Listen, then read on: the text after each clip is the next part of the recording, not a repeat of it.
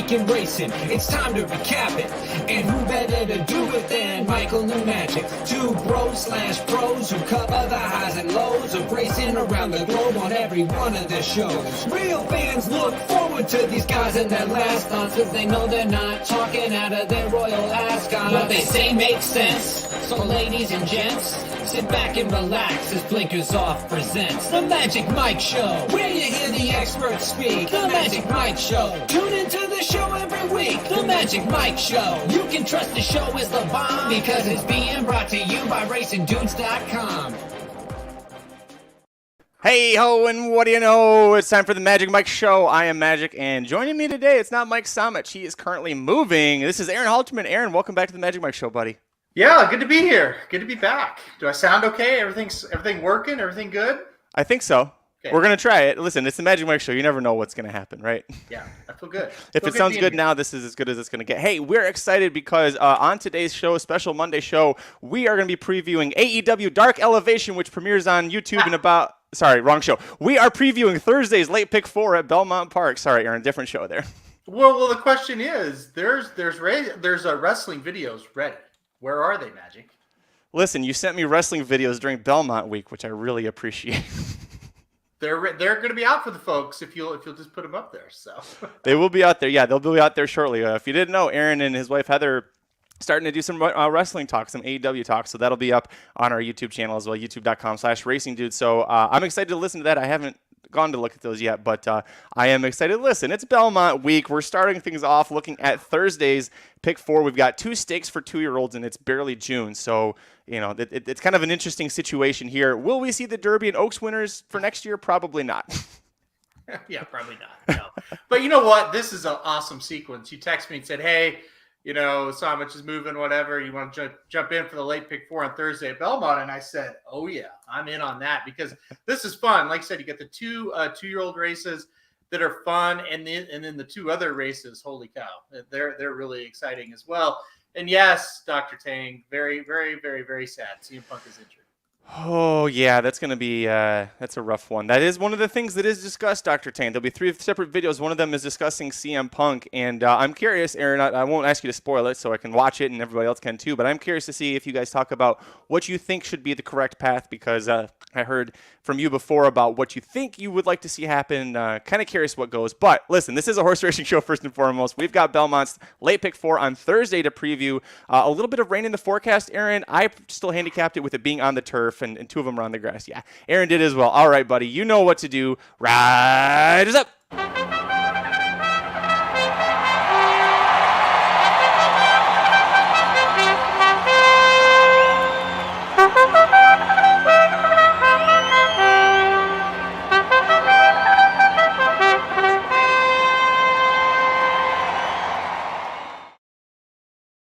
All right, Aaron, we're going to kick things off for the Late Pick 4 at Belmont Park on Thursday, June 9th with race 6, the Astoria Stakes. This is a 5.5 furlong dirt sprint for 6 juvenile fillies. Start us off, buddy. Where are you going on top?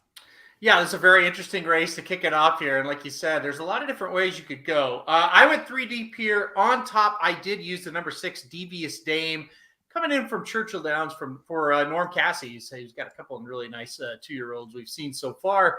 This horse last time out, ridden by Joe Talamo, 5 furlong maiden special weight there at Churchill, and it was just a blowout. Just kind of stocked the pace and said, goodbye, that's the end of you, and that was it. The rest of the field was done. Now we're coming up here to run in this race. Logical next spot for this horse to go. And look, Joel Rosario picks up the mount. I think that's a very good sign as well. He's only ridden for Norm Cassie 3 times in the last year. 2 of those horses won.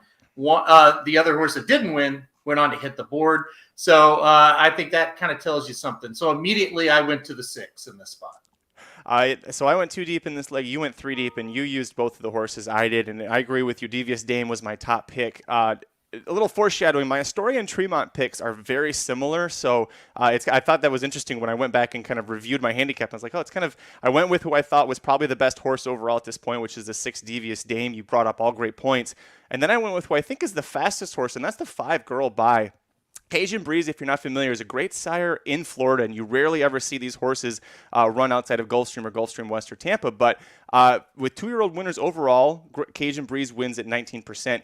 When you put them on wet dirt, which we could have some wet dirt on on Thursday, 27%. He gets a lot of wet dirt down at Gulfstream, so they're very proven over that. But this horse, on debut, she was forced to break from the rail, which is a tough ask for any horse. But she took pressure down the back. She broke cleanly. She took pressure through the turn. And when Marco Meneses asked her, she took off. And I love the fact that Meneses is coming up to Belmont, where you've got, the who's who of jockeys right now are all at Belmont. And you're bringing your jockey from Florida who was aboard her for the win. So I love that she's drawn outside of everybody except the likely favorite who we're both using. So that's why I like the 5. I like the 5 as well. That was one of the other ones I used on my ticket. And I saw everything that you saw in that debut, right? It was just a really, really impressive effort from her. And we see this, whether it be this Belmont meet with these early stakes races or maybe the early stakes races at Saratoga. Those Florida horses will come up here and they're not wasting their time, right? They're coming up here and they usually have a pretty good shot to win, are pretty talented. So I like Girl By a lot in the spot magic as well. I think you're on the right track there. I'll go ahead and knock off the third horse that I used. And this was maybe a little bit more of a stretch here. The number 3 Born Dapper is really interesting to me. Now, this horse is still a maiden, has one start under her belt. It came at Woodbine on the synthetic surface, kind of speed, got a little bit of a pace duel, kind of faded a little bit late, got second, beaten 4 lengths. But listen, Born Dapper, Jonathan Thomas, no stranger to success here at Belmont Park and on the NYRA circuit, gets Luis Saez aboard. That was the biggest sign to me that this horse is coming into the race better than what the form looks, because I think if Thomas was just going to take a shot, throw somebody in the race, maybe you don't get Luis Saez aboard. They've connected 31 times. I should say Luis Saez has rode for Thomas 31 times the last year. 35% have those horses have won. 77% have hit the board. That's incredible. So to me, Saez jumping aboard tells me this horse is a little bit better than what you saw on debut. So I did throw in the number 3 Born Dapper into the mix. The 3 I went back and forth on, and initially I left off because I wasn't sure about price-wise. But if we get a decent enough price on her, I think is a great ad. All great points that you brought up. Union Rags, I was surprised by this because he won the Belmont, so you think of him as a distance horse, but he actually produces 15% dirt sprinters, so that works well for him. And he also did win the Champagne at Belmont, going 1 turn at age 2. So his offspring can win it too. They can do well at Belmont. What left me off initially, and again, if her price is a little bigger, I'll throw her back on, but Thomas is actually, when it comes to second start maidens on the dirt, it's not very good. His second start numbers are really great turf-wise. Now we're on the dirt, but the horse does have the pedigree to say that the dirt should be good. If I get probably 5-1, 6-1 on the morning line or better, Aaron, I will throw her on here because I think she has a lot of potential. I kind of think you're going to get that. I believe the 5 and the 6 we're going to get bet. The people are going to see exactly what we saw. And like I said, you're handicapping without odds. Sometimes I really like to do that. And so that's kind of fun that we have it. But you're right. This horse may be a little bit price dependent. I don't know, though. For the pick 4, it's going to pay if this horse wins. I don't know that the price is really going to matter all that much. But we'll see. It's a good stat you just threw out there. And you do kind of associate Thomas with the turf, even though he did win the Travers with Catholic Boy, but that was a turf horse at first as well, right? So you do kind of associate with Thomas with the turf a little bit, but he's a sharp trainer. I kind of like the entry, and again, I just like that Saez gets aboard here. So if I didn't have a single and another leg, probably wouldn't have put this horse on the ticket, but since I've got a single, I thought that's definitely worth taking a chance with this 3 horse here in the first. You talked her onto my ticket. I added her. So if you think, listen, I really am not good at guessing what horses' odds will be if the morning line's not out there. So if you think that she'll be at a decent enough price and you're going to use her, I'll throw her on as well. Let's move on to the second leg of the late pick 4 at Belmont Park on Thursday, June 9th. Race 7 is supposed to be on the turf. Assuming they stay on, you've got 8 older fillies and mares going a mile and 1/8 on the inner course. These are allowance horses, and the rail horse Investment Strategy has been favored every start so far. We don't have the morning lines. I would assume it's Chad Brown on the turf. It's Flavien Prat riding. Probably going to be the favorite again, right? You would think it's a little bit deeper of a field, I think, than what that horse has been facing. But yeah, you would definitely think this horse is going to be close to favoritism with those connections. I thought this was a mess. I really thought this was a mess. I went 6 deep in this spot. I don't have a top choice really narrowed down just yet. I just thought, well, this is going to be a pretty wild one. I do like the 5-horse Ilora, however you want to say that. That horse will probably end up being my favorite. Last time out was the first start in the United States. Got third at Aqueduct in a very similar race to this one. Going to stretch out a little bit in distance. I like that. Rosario's back to ride. That's a good sign as well. And it's the second start off of a layoff. This horse was gone almost 280 days, between the last start over in Europe to this start here in the United States that I referenced at Aqueduct. I just think this horse stretching out second off the layoff. I think this is probably the one to beat. So I'll probably end up putting the 5 on top. Definitely one of the horses I'm going to use here. And then the Chad Brown trainee investment strategy. Last time out, similar race, just was okay. Didn't run too bad. Actually comes out of the same race as the top choice there of the 5. So, second time facing winners, get Flavian Proud aboard today instead of Franco. I mean, it definitely counts for something and can kind of sit a little bit closer to the pace maybe than the 5. And I think that could be a good thing. At Belmont, we've kind of seen it. These paces have already been slow at Belmont on the turf, and you kind of want to be forwardly placed over this turf course. So I think the 1 is one you better look at as well. So the 1 and 5 would kind of be my top 2 choices there. This is going to shock everybody. I left the 1 off my ticket. I'm not using Chad Brown on a turf horse in New York. I think because I think that her price is it's going to make her unplayable with who else I'm using. But I watched that race at Aqueduct a few different times because I also love Ilora. She's my second choice here. I don't understand how, if this horse was any good, how she lost that race. She had every opportunity. She was split entried with another Kalleward Brown horse, and both of them off the turn had every shot and just spun their wheels. And meanwhile, you've got Ilora, who is at the back of a field going 25 flat, 50 and a half, 116 crawling, and then was able to still, gain some ground on her in past investment strategy. I know they're both second off, but to me, one of them was a lot more impressive than the other. So I'm going to stick with Ilora. My actual top pick is the 2 ensemble for Brendan Walsh, who Flavian Pratt is leaving to ride the 1 horse. Second off the bench for Brendan Walsh is a 15% angle, but that race last time out at Keeneland, that was stakes quality field if you look at who was in there. She was one of only 2 horses that was really able to gain ground on a gate-to-wire winner for Chad Brown, who was 4-5 odds, so was expected to do what she did. The winner is a stakes place turf router, headed to a graded stakes soon. And then the the other horse that was gaining, who did finish second seasons, that's a multiple graded stakes place turf router. So your first time in North America, you're gaining ground on a stakes place horse, and you're running with a multiple graded stakes place horse. There was a lot of talent there. Jose Ortiz is picking up, and I think that all systems are go for this horse. I think she's going to be a good price too. So I'm excited about that. The one thing I'm not excited about, Aaron, she's still a maiden on turf. She's 0 for 4 on the grass now, but 2 of those efforts were very strong, including the North American one. So I do have faith in her, and I have faith in Jose Ortiz. I have the 2 on the ticket as well, for sure. I like that horse. I don't think I need to say much more. I think you laid it out perfectly. And, it's another horse, just like the 5, second off the layoff, second time United States. And like you said, it was a really good field. Seasons is a horse I've always liked. She beat me that day because I did not. I think I maybe used Navizian Sunrise, but I did not put the horse on top. I had Seasons on top in that race. Remember that one well.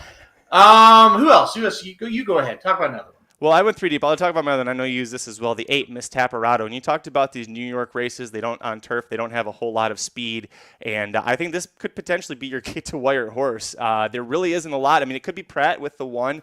And if Pratt does get to the lead early on the 1, I think I'm going to be pissed because I think that's going to be the winner. But I think that Miss Taparado probably has the most natural speed of a lot of these horses. Both turf efforts, she sat in second, tracking a kind of need the lead or want the lead horse. Last time out, you can forgive her for falling apart because she was, a year and a half away. Probably had a little bit of rust to knock off, but this feels like a great spot for Mott to bring her back in. I like that after that long time off, you don't see her drop in class. She goes to an Aqueduct allowance on the turf. She was in that spot with Ilora and investment strategy. I'm going to forgive her for that and hope that effort when she broke her maiden at Gulfstream, we get something more like that. I think it's a good pick. I also used the 8 as well. And what about the 9? Did you use the 9 at all? Community adjusted? I didn't, but I kept thinking about it because we're using the 1 Clement, the 5 horse. So I didn't use the 9, but it's interesting that Irad stays here. So a couple of reasons why I did use the 9 here. And like I said, I went 6 deep. But with the 9 horse, yeah, you get Irad again. It's second time off the layoff. Look at the competition faced last time out in that Churchill Downs race. This was a really tough race. Lady Rockstar comes into the Churchill Downs race there and just looked like a rock star, and then came back Sunday, just one day ago, yesterday, and dominated at Belmont Park in another allowance event. I think Lady Rockstar will definitely be in a stakes race next time out. So I don't know. I thought second off the layoff, community adjusted. The 9 horse made a little bit of sense. Another second off the layoff horse is the 4 Lady Baby. Is it Blythe or Blith? Magic. Blythe.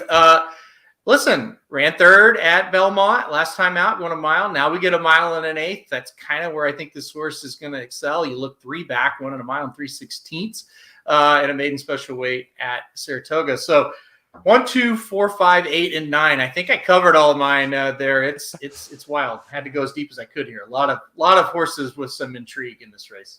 So you're just leaving off the 6 and the 7 who come into this with multiple wins, but that's because they were doing it at the claiming level. I didn't give either one of those a ton of consideration. I know the 7's exiting a win, but that was against starter allowance level, and it really wasn't that fast of a race. I think we've got some really, really talented horses in here, Aaron. We could see a few of these go off and do some stakes action at Saratoga. Let's move on. The third leg of the late pick 4 on Thursday, June 9th, race 8. We're back on the dirt, back with 2-year-olds, the Tremont Stakes. You've got a field of, 8 of them in here, going 5.5 furlongs on the main track.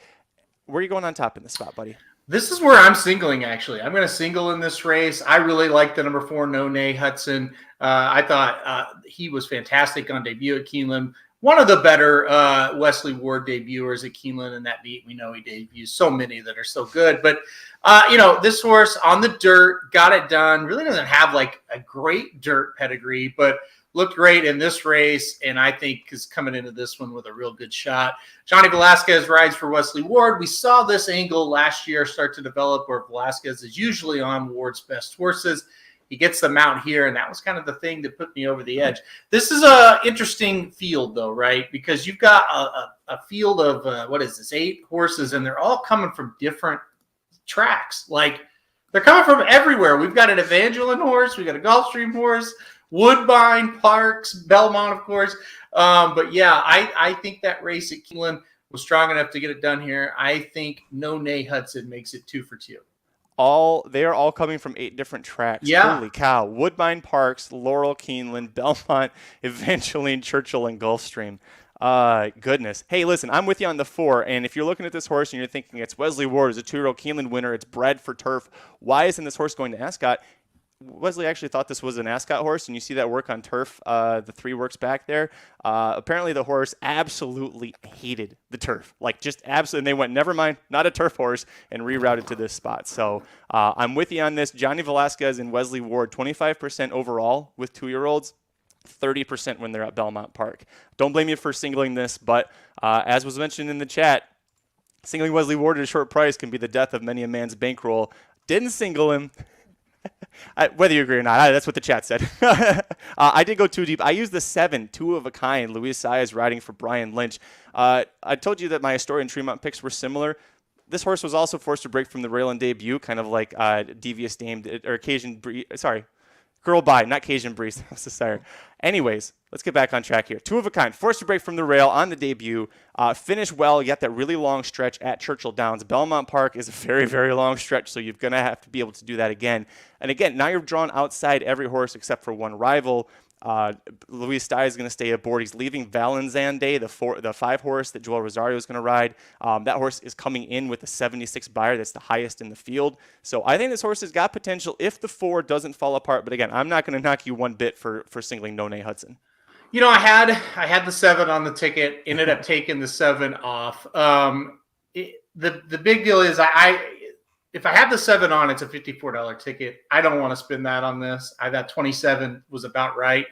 If you have a bigger bankroll, you want to spend the 54, I wouldn't. This would be the one I'd put on. Like, I wouldn't talk you off the 7 whatsoever. You pointed out the big thing. I really liked the 5's debut race. I thought that was a really sharp effort. The field was, I thought, had some potential horses in that one. and the 5 gets it done easily. And then you look and it's like, oh man, Saez rode the 5, Saez rode the 7, Saez is on the 7. So that's why, logically, I should say, you would think the 7 makes the most sense in this situation. And the early speed, the 4 and the 7 should kind of get out in front and control things here, and I think it makes them dangerous. So yeah, 2 of a kind. Interesting, this horse was 7-1 on debut, even with Saez aboard, and was able to win that easily.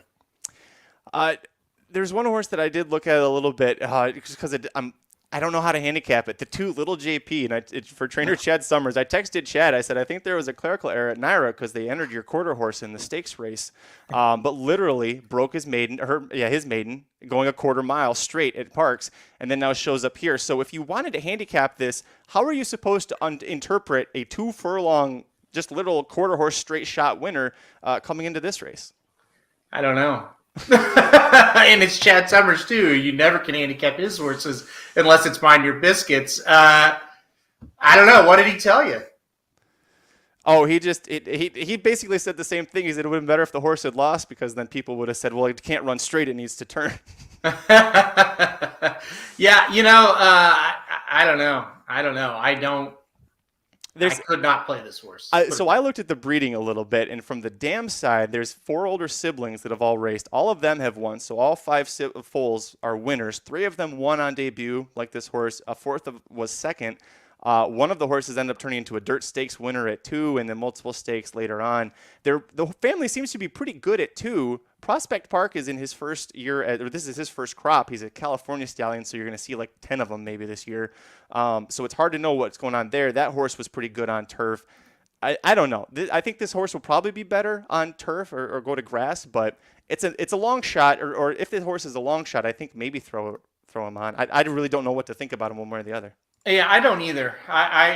You don't see that very often. You see some 2 furlong races at Mountaineer, right. They're kind of, but sometimes Prairie Meadows are running, but at Parks for 2-year-olds, it was kind of a weird thing for sure. Since we're talking about weird horses, what about Stay On or Good Side? The great horse, name. I know, great name. The horse on the rail for Cassie. Cassie, he's a Woodbine guy. This horse debuted, looked really, really good. That's kind of, for me, like if you're going to throw in a long shot, that one makes a little bit of sense. But who knows?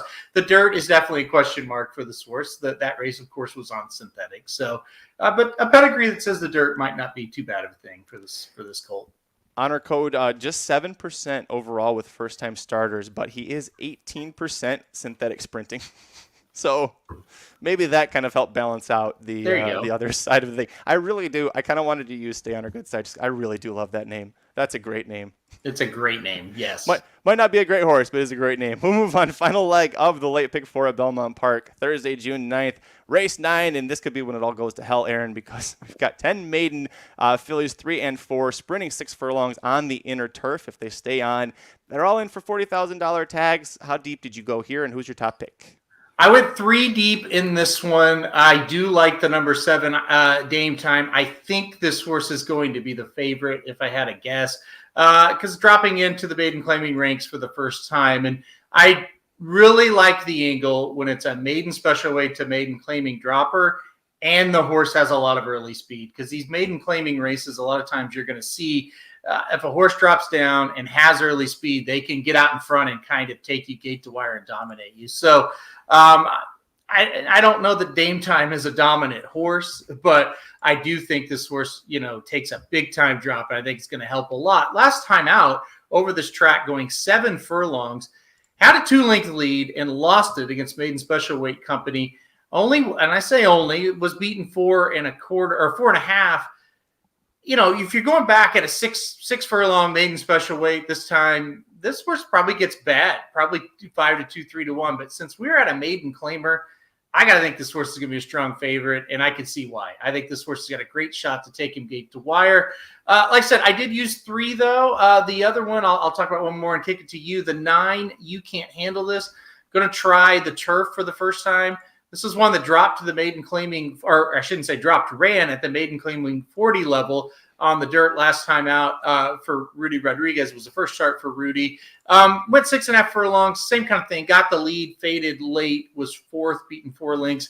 Going to try the turf today. Luis Saez aboard once again, so he stays on, even though the horse lost at the dirt 40K level last time. I thought it was a good sign. Another horse that's got a lot of speed here. Kind of maybe get out the front and take them gate to wire. So the 7 and the 9 were my top 2 here. Flip them. You got my top 2 picks in the race. There you go. The 9 is an interesting one. I did a little back research on her. She didn't make it to the races by the time she was done with the 3-year-old year. So we're breeders. Gary Mary West sold her off. Rob Atras, good trainer in New York, plunks down his own money to buy her at auction. Then loses her to Rudy Rod, who spends his own money to buy her off of Atras. And as soon as he does that, he immediately moves her up to 2 times the claiming price. So it's interesting that that's kind of been her progression. I think she should handle the turf just fine. Awesome again. Plenty of good horses on turf, including Count Again, who's now a multiple grade 1 winner. He also started Ghost Zapper, who puts out good turf horses. All great points on the 7. I'll go to my next horse. We don't agree on these other ones here, so we can have a little more conversation. Next up for me is the number 4, Miss No Vax, which is a fun name to say. She was bet really well on her debut, flashed some good early speed, and then she quit really hard in the turn, but she was between rivals. It was a very contentious early situation for her there. I'm hoping that she gets a little bit better of a situation on the turf, and I also think that the tighter turns of the inner turf course at Belmont will be a lot easier for her to navigate than, say, that huge long sweeping, because watching her in that replay, Aaron, I thought that that turn where just like you're constantly just turning because of how big it is, felt like that kind of did her in a little bit there. So another one that with Gio Ponte as a sire, bred for turf. Damn, all 3 of her career wins came on turf, so no issue with the 4 here. I also used the number 10, Queen de la Creme. I knew that was going to throw me off. I didn't know this about Bayern. He's a 17% turf sprint sire. I never think Bayern and turf sprinting, but you really should start to do that. He's also 18% first-time starters overall, which is the case here. And by the way, when the horses are 3 or older when they debut, that bumps up to 23%. Ray handles 17% with a positive ROI with first-time starters, and he's 2 for 10 at Belmont with jockey Jalen Samuel and 14% overall. So I think these are going to be good connections. You've got good pedigree here, and I think I'm going to catch a price because it's kind of an interesting horse in this mess, or maybe I don't. Maybe there's a lot of horses, Aaron, that have broken hearts and burned tickets, and they say, well, the 10 hasn't started. Let's go and use her instead. I think that's an interesting use. You're right. I think you're at a good price because, Handel is not a guy that's going to get bet a ton, but he's good with first-time starters. And Samuel's not a guy that gets bet a lot, but he's riding well for Handel. So I'm with you on that. I think that's a good use. I would not talk you off of that one at all. The 4, yeah, I mean, it's got the pedigree, and that's the thing. I don't really know why they debuted this horse on the dirt last time out. That's kind of a head scratcher to me, but moving up in class from 20 to 40, and we got beat 17 lengths running in the 20K level. Yeah, it isn't a great sign, but I get it.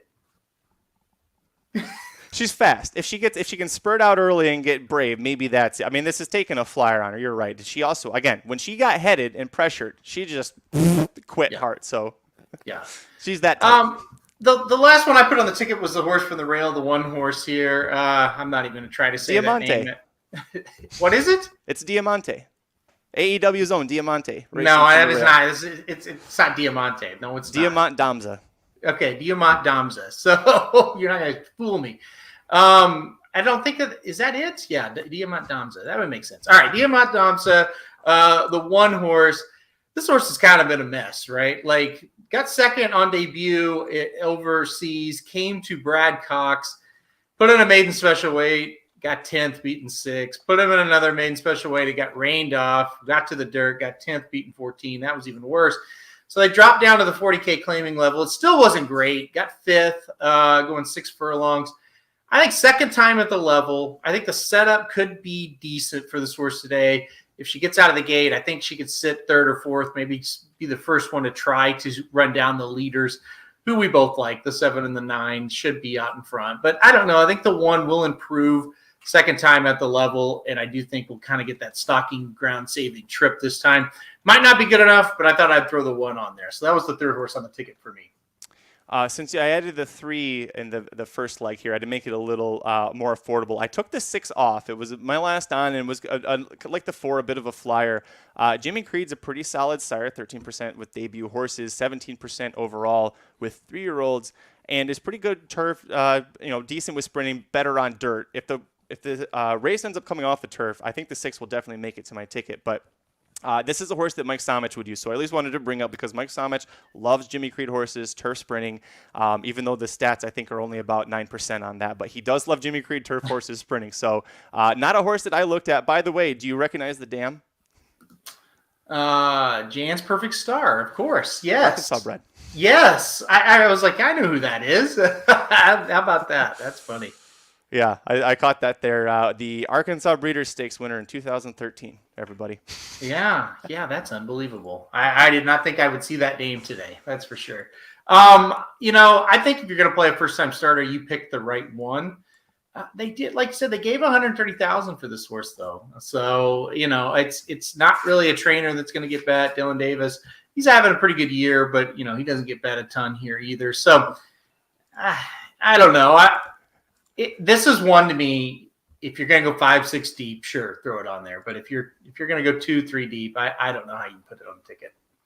Yeah, I think that's where I'm going to end up landing here. What's 9 times 4? That's $36. Perfect. Doing math live on the fly. That's television, everybody. Thanks for joining Aaron and I to talk about Belmont Park's late pick 4 on Thursday, June 9th. If you want more Belmont Park picks for the entire card, go to racingdudes.com. Check out the handicapping products page. This guy right here puts together all the free picks and the premium products available, unless they're the Somobombs. That, of course, is Mike's. But wishing Mike well as he is moving. I wonder if they arrived yet. I know they were driving down there, so hopefully everything is going well for him. But, Aaron, let's go ahead and give it our tickets one last time. Down below, I'll start. I'm going to go 3-5-6 with 2-5-8 with 4-7 with 4-7 9-10. That's $36 for mine. What's yours? I'm going to go 3-5-6 with 1, 2, 4, 5, 8, 9. So going 6 deep there with 4 as the single with 1, 7, and 9. $27 for yours $27. There. Yes. Yeah. Thursday kicks off the Belmont Stakes Racing Festival. Aaron, looking ahead at the week, there are 8 Grade 1 races, multiple Breeders' Cup winning. You're in prep races on Saturday. We're about to start something pretty awesome. I'm excited for this week. Yeah, it's going to be amazing. Like I said, Thursday and Friday are pretty good. This card's good. The Friday card, very good. And then tomorrow, I guess the Belmont draw is pretty early in the morning tomorrow. Is it 10 o'clock Central Time? 10 Central, yeah. Yeah.